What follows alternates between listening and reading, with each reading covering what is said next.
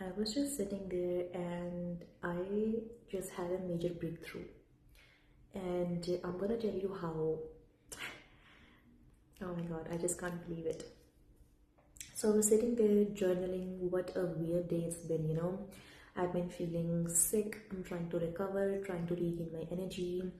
And I was just thinking, like, I feel this weird energy today that I can't explain, and it's not from getting sick. It feels like the beginning of change, when some change is going to happen and you just know something is going to shift, and the change slowly starts to come in into your life, and it starts to ruffle some feathers first before it becomes big. So that was the beginning, like the initial phase of change. Like, I was feeling that sort of energy, and I know it's weird to say it, but like that's just how I felt it. And I couldn't put my finger on what exactly is going on. So I sat down as I always do, and I was journaling, I was writing. I happened to journal on my computer this time. So as I was writing that, okay, this is what's happening.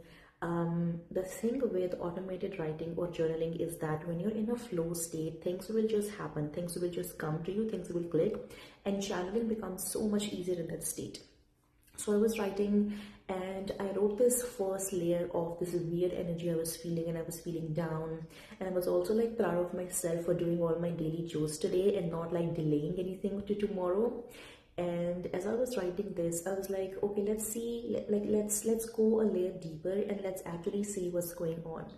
So I felt that tomorrow's Tuesday, so I'm going to be at the neighborhood witch, and I was feeling bad about taking a day off because I'm only there one day a week, and I'm never there out of obligation. I'm there because I genuinely want to be there. I love like reading tarot there, and I was feeling so bad about taking this day off for myself. And it was coming from like feeling guilty of almost having so much freedom in my life that I can just take a day off without worrying about anything. And I felt like I feel so guilty that I have so much freedom in my life which other people don't have.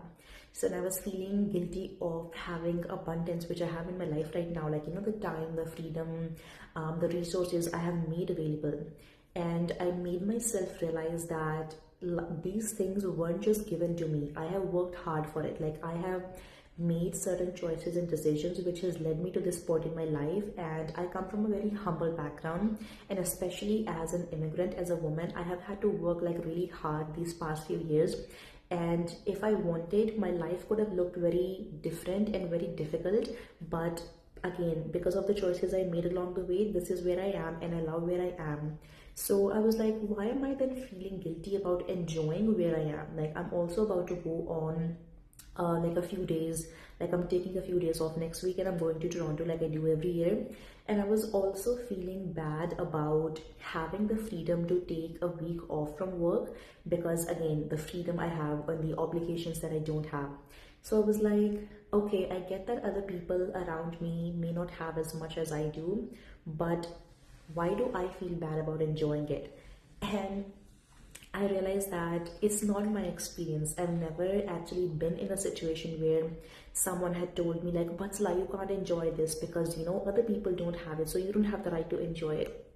It came down from my parents and from their parents and from their parents. It is something which is in my lineage, and coming from a humble background, like I come from a space where it is expected of you to self-sacrifice and to not make a big deal out of your achievements and to not enjoy your achievements, because what if the other person feels bad, or what are people going to say? Like, that's just a huge thing when I was growing up, and it still is. And going back to India this past fall had made me really realize this, like how limiting our lives can be if we don't get out of the environment where we don't belong, where we are limited and where we feel like I'm living like an imposter, like this is not my life. And I feel so incredibly grateful to my parents, even like they sent me to Canada, this like a land of opportunities where I create this amazing life for myself now. And I was like, if I'm here, I'm going to enjoy it. And as I was saying this to myself, as I was like typing this and writing this, another layer just came to me. I channeled something more which my guides wanted to reveal to me. Alright, so this is where it's getting a little more personal. So I'm like opening up my heart vulnerably to all of you. And one of my limiting beliefs, which I have now overcome, which I was like working through the past few months, was not feeling triggered when I see someone who is successful, who is living the life of my dreams. Let's say I want like more money in my life or more freedom, and if I see someone around me in my life or someone just on social media who is living that kind of life which I want, then I used to feel just like triggered, like I don't have that, they have that, like why do they have that? And that's just jealousy. Like, I'll be just frank with you, that was jealousy. But the thing with doing inner work and emotional work is that when you sit with your emotions, you're able to see a lot more than what's going on the surface level.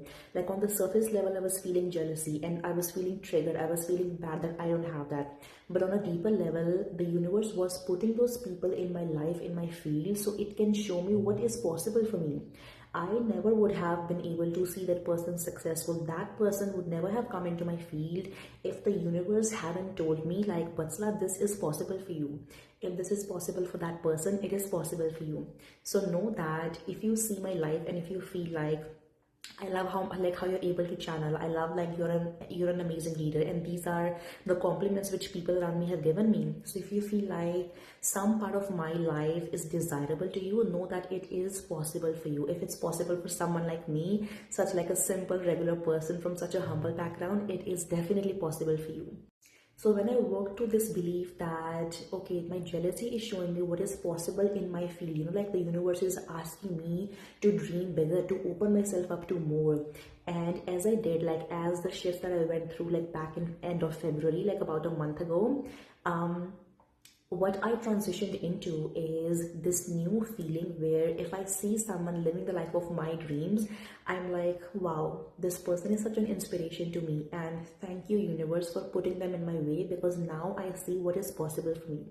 And it's such a freeing feeling. It's so freeing not being triggered by, not being jealous by other people around you, but feeling this inspiration. Like I feel like a part of my witch wound, my sister wound, has healed with this. When I see women around me enjoying their lives, when I see women around me being successful, like it no longer limits me in my own mental cage. It actually liberates me, because it shows me what good is possible in the world today, what is possible in my life too, and then in your life too. And now I can say that I'm officially in a place where every time I see something good happening in someone's life, I'm genuinely happy for that person. And I have so many women in my life right now, like physically, and also like the people that I follow on social media, who inspire me so much, who live such a beautiful life. And I'm like, good for you. And I know this is also possible for me because I'm able to witness this in your life now. So I was like, okay, like I get that the universe is trying to show me right now, but how does that relate to me feeling bad for enjoying my life, or just like, like saying like almost like no to abundance, no to more, because I feel bad about enjoying it. So like, how does these two even like come together? How do they relate? What was revealed next to me was mind blowing. This is where the magic happened. So how I used to feel bad about myself when I used to see people succeed is exactly what I feel that if I enjoy my life, it will make people feel bad about their own life. So I didn't want to upset anyone around me. I didn't want to trigger them so they feel bad about their lives. I just wanted them to feel happy about themselves, even if it meant me playing small or me diminishing my own magic. So this is what was actually happening at the core of it, people pleasing, just as simple as that, like making people happy, keeping the peace because you're supposed to be a good girl, and suppressing your own happiness because you don't want to upset anyone around you. And I was like, I have done half of the work where if I see someone successful, it inspires me, it does not trigger me anymore. Now my job is to do the other part where I stand in my own success, I stand in my own happiness, and I let myself enjoy it fully. And I be the example of what is possible for those other people that I was so worried about upsetting. So this is all that was happening. Like me feeling bad about my success led me to realize that I was just playing small to make other people comfortable who were not ready to step into their own light. Like I was so worried about triggering them and having them think that they have to change something in their life to feel better, that I was so okay with diminishing my own magic. Like, can you believe that? And I know that it sounds so simple when I say it so effortlessly, like I had this big realization, but living with this kind of heavy grief and guilt of feeling happy and successful, that was so much, it was so much to carry. and it was never my energy to carry. It was all coming from a lineage, this block around abundance, which is not going to be there anymore, because every time I'm worrying about upsetting people, I am going to remind myself it is okay to stand in my power. It is safe to be seen as happy as the successful version of you. Now, lots of things are healing here. A part of my sister wound is healing. A part of my witch wound is healing. This is me building safety in my nervous system and telling myself, by showing myself that it is safe to be seen in my own power. It is also healing a wound in my lineage, which does not have to be there anymore. So when I stand in my power, it liberates those people around me. It liberates those women in my lineage. It liberates everyone. And this was all because I decided to sit down with my emotions and did not ignore them. This was the power of journaling, of channeling, of sitting in stillness and letting yourself feel the discomfort of these things instead of running.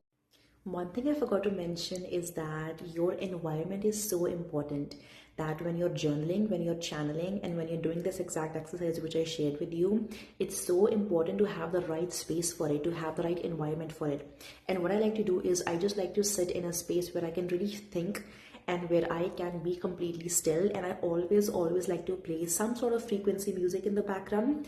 And this one that you're seeing on the screen, Gateway to Oneness, this is exactly what opened up my brain. I used to listen to this exact one like many years ago, and I randomly came across it today, and I followed that hunch where the universe was leading me. And as I played this song, I felt inspired to journal about all the uncomfortable feelings I was feeling today. So really follow your intuition, because those simple small nudges which seem so silly or mundane can really lead to bigger breakthroughs only if you act on them, only if you follow them.